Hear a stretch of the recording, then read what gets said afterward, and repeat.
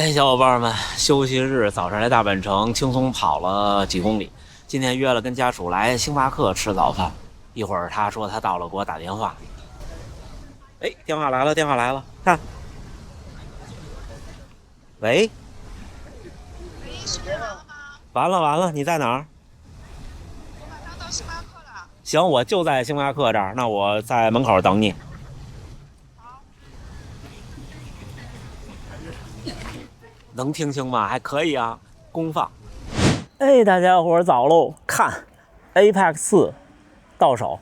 上一次 Apex 还是2022年的北马之前，还是 Apex 2 Pro。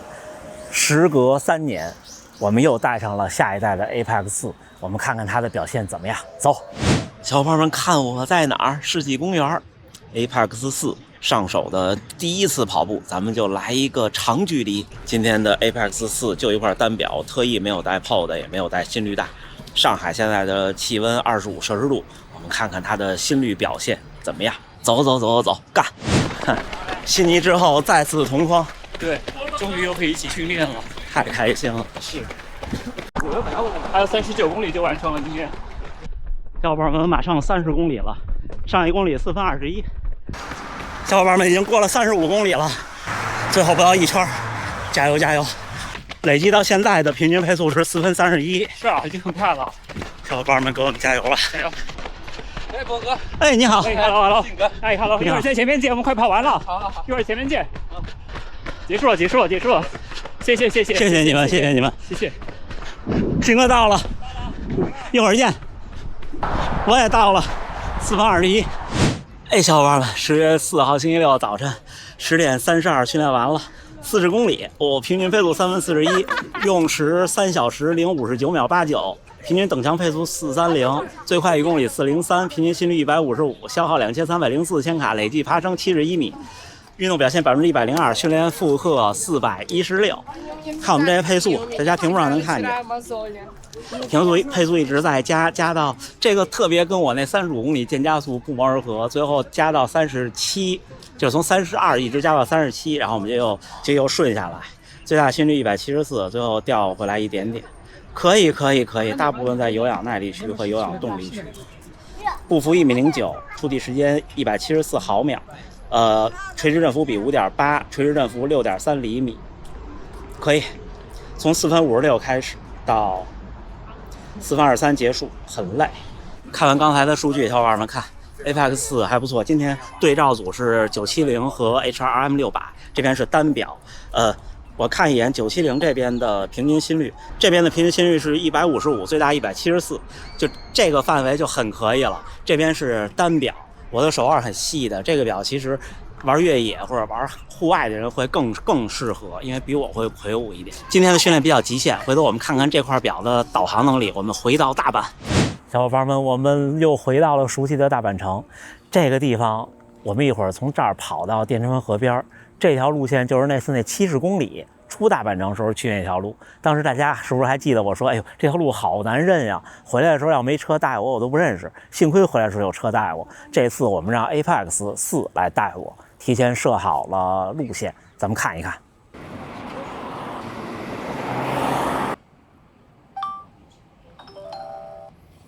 我们开始导航，搜星也很快。我们先看看地图的感觉，旋钮放大缩小，而且你看现在的地图有街道名了，看到没？有河川的名字，街道的名字。我们放到最小，看看今天的行程。我们一会儿往那边走，沿着这条小河一直跑到电川。现在距离终点4.34公里。最新的 Apex 4在这边加了一个快捷按键，它在运动过程中可以通过这个键切换地图和表盘。在表盘这儿就又回到以前的模式，旋钮可以换不同的表盘，这样就操作方便了很多。你第一不用像总去旋这个去找地图，同时呢也不打断运动。在运动中长按返回键会有一个标记点的功能，添加当前位置，我们可以做一个语音标记。我们来到了这条小河边上，顺着这条河一直向北跑，就到了电川。我们出发了，录音已保存。这时候我们一直后退，再按这个快捷键，又切回地图，我们就出发，走。哎，那是那个造币局。这条河边还是挺美的。你们看这一片荷花叶这儿，那个大鸟，我们在这儿拍个照，放到我们的运动里。然后我们再添加个标记点，这个地方有那个河豚鼠，夏天的时候在这里，一开始发现了2只，后来就又多了几只小的，可能是一家子。刚才我不是说有偏离路线的提醒吗？现在我回来以后，手表马上就有响，告诉我回到了准确的路线。我们迎来了第一个岔路，我要看看怎么走啊。左边这边，走。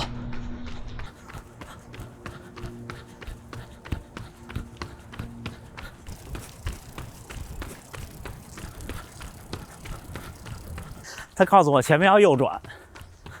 啊，果然啊，前面要准备右转了。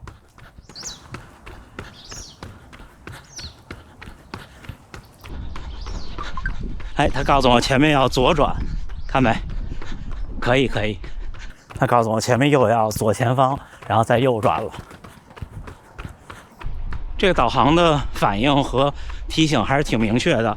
他告诉我的时候，这儿会就跟汽车导航一样，会有一个标。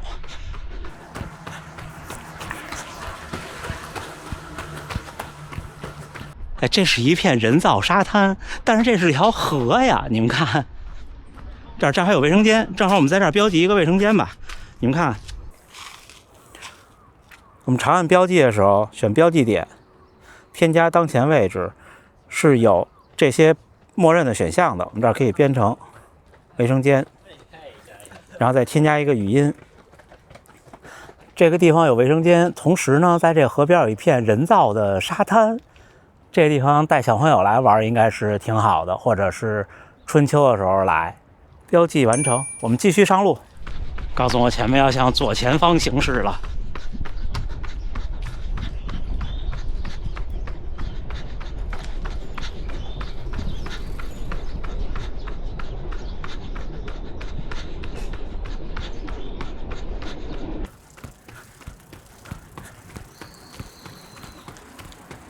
哎，这儿有个便利店，小伙伴们，你们看，这儿有一个 Lawson 的便利店，看到没？这个是日文的 Lawson， 所以在地图上是可以看到周围哪里有便利店的。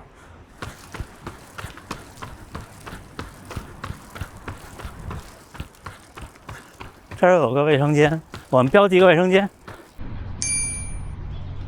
小伙伴们看，这儿是大阪市水稻发祥之地，我们在这儿拍个照。好，我们在这儿做个语音标记吧。这个地方是大阪市水稻发祥之地的碑，是个纪念碑。我第一次用它的麦克风录音，回去听听音质怎么样。走，我们继续上路。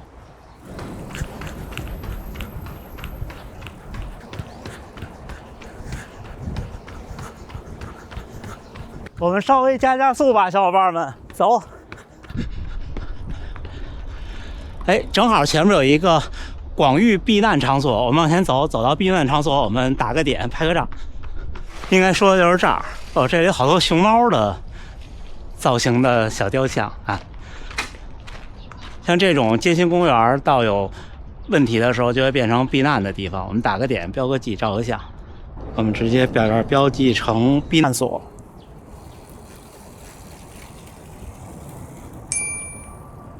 我们前面要到一个叫毛马水闸的地方，那个地方就是电川河那条宽的河和这条支流的连接处。到了那儿我们就到了目的地，后面有车了，小心。这个地方叫做毛马水闸。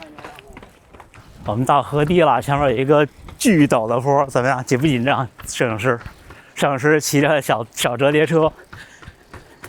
摄影师应该骑不上去。摄影师骑不上去了。我们走2步吧，上去就到了。河堤修的好高啊！你看这边河堤下的小房子们，哇，小伙伴们，我们到达了目的地，其实还差一点。我们先看看高处看看河的景观，这条河就是电川河。这个地方，你们看着我手指的这个地方，这个地方就是那天70公里的一个签到补给点，到这儿就拐过去往那边了。走，我们还是一鼓作气到目的地，走。我们一会儿看看到达目的地的时候手表是怎么提示的。我们这样拐下去到刚才指的那个地方，那个地方就是我设置的手表的终点，是吧？提醒我要坐下了。好，手表响了，到达终点是否结束导航？来给大家看看，到达终点是否结束导航？结束导航，然后运动不会停。为了测试手表，我们整体的平均配速很慢，因为中间有停顿，我没有停表。但是我觉得这就是出来玩，或者是徒步也好，轻越野也好，或者是这种探索也好，不一定追求的是一个成绩，其实就是一个探索的心态。你看家属骑着车当摄影师也是微微出汗，我也是。现在进入了初秋，天气很不错，河边安安静静的，特别开心。4.35公里，47分47秒，平均配速10分59。我们赶紧看看手机上，已经同步完毕了。我们看一看啊，先把刚才那些照片弄进去。为了使用手机本身系统的这几倍镜的相册，所以我都是用手机来拍的。用手机来拍呢，也能导入照片。你看我一点，它会把这个时间段的照片全都弄进去，我们就全选。只有这个大鸟我拍了2张，保留1张，确认。就像上次 Nomad 跟大家分享的一样，它不仅仅支持照片，还支持1分钟以内的视频。好，照片全都弄进去了，哇，好漂亮呀！看看我们刚才打卡的点，第一个标记点标记了一条小河，我说我到了小河，我凑近麦克风，我们看看它这个声音怎么样。我们来到了这条小河边上，顺着这条河一直向北跑，就到了电川。可以。然后这个地方我标记了一个标记和照片，2张照片。看这个大鸟和这个不错啊！你看它这个 UI 做的这个交互，我们接着看看，差不多每个地方都是这样。你看标记的卫生间会是一个卫生间的标志，然后标记的我这儿标记的是什么？看看啊，这儿标记的是它居然能识别到纪念碑。因为我选的就是标记地点，对不对，小伙伴们？我每次选的都是标记地点，你家属也点头了，它能够识别我说的话，有点意思啊。它因为前2个我说都是跟水有关系的，它识别成了小河，这儿识别成了纪念碑，但是我们那个打点选项里是没有纪念碑的，对不对？没有纪念碑的，它可能唯一可以优化的点就是在这个照片和标记点重叠的时候的点击选择的这个地方，但是现在应该也能点的挺准的，没有问题。就是你要把地图放大，这个地方我拍了3张照片。你看，在这个地方我想点击这个标记点，就要稍微的，它识别成功了，毛马水闸，而且4个字是对的。当然了，它可能有地图的辅助，正好这个地方简体字也是这么写。它其实是我才发现。我当时的录音是这个地方叫做毛马水闸，它这儿能把我的这个语音识别成字。你看这个地方叫做毛马水闸，然后底下有一个海拔3米，毛马町伊丁目22番，日本大阪府大阪市督导区，可以啊。然后终点了，我们到达了电川河边4公里多，这个季节微微出汗。Apex 4整个的佩戴体验还是很不错的，从 Apex 2 Pro 开始，我开始尝试 Apex 系列，我认为这个系列的手表，它是介于路跑和最终极的越野之间的这么一个户外的形态。它呢，相比纯路跑的 Pace 系列，略微牺牲一些厚度和重量，但是呢，换来的是更有这种户外感和更好的续航。同时，虽然它重量变多了一点点，但是它的佩戴很舒适。我不止一次说过，我说现在手表。有的手表很重，但是其实你感受不到，就是因为佩戴的舒适度是不一样的。同时，它这个硅胶表带，我平常其实很少带硅胶表带，大家看到。但是为什么要尝试这个呢？是因为它这个硅胶表带有特殊的设计，它是一个圆弧造型，同时是有导汗槽的。所以说你在出汗特别多的时候，这个地方排汗还是很不错。而且这硅胶表带不勒手，这儿这么大的金属扣，我勒得还挺紧的，也没有很勒手，挺不错。同时它的这个导航，我觉得其实有点像汽车导航了，就是我过来这一路一点手机都没看。一方面是它这个地图足够精细，有路名，有周围的建筑。有时候你走到这儿，虽然你可能看路的样子不一定能清楚，但是你抬头一看，哎，这儿一个 Lawson， 哎，这儿一个 Lawson， 它证明，哎，你好像是没错的。前面一看，再一看拐弯什么的，同时它提前几十米提醒你左转右转，或者右前左前，这种也很灵敏。最重要的是这样，就这种地图，一方面是快，就是你跟着你走的时候，它变化的快，然后你旋钮滚的时候它跟手。另外一方面就是 Apex 4，大家应该也注意到了，也看到了是 M 屏。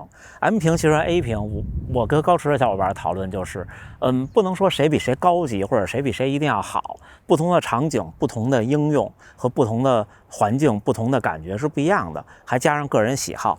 至少 M 屏在我看来，它在抗反光上和在这种就是太阳底下直晒的时候的观感是挺不错的，就是它看起来的绝对惊艳程度是不如 A 屏的，但是呢，它是一个万金油，我认为你这么看的时候总是可以看清。从电川回来，再在室内跟大家总结一下这块 Apex 4，我觉得时隔3年，这块表的进化是很明显的。无论是在上海世纪公园的40公里的路跑训练，还是像今天这种我们轻轻松松的去探索一条新的路线，或者探索一个新的地方，无论是从导航到音乐，还是续航，还是操作的感受，这块 Apex 4都有了比较明显的提升。就像高驰说的， Apex 4不仅仅是一块手表，而是你探索世界的伙伴。最后还是祝大家能努力生活，健康平安，我们下回再见。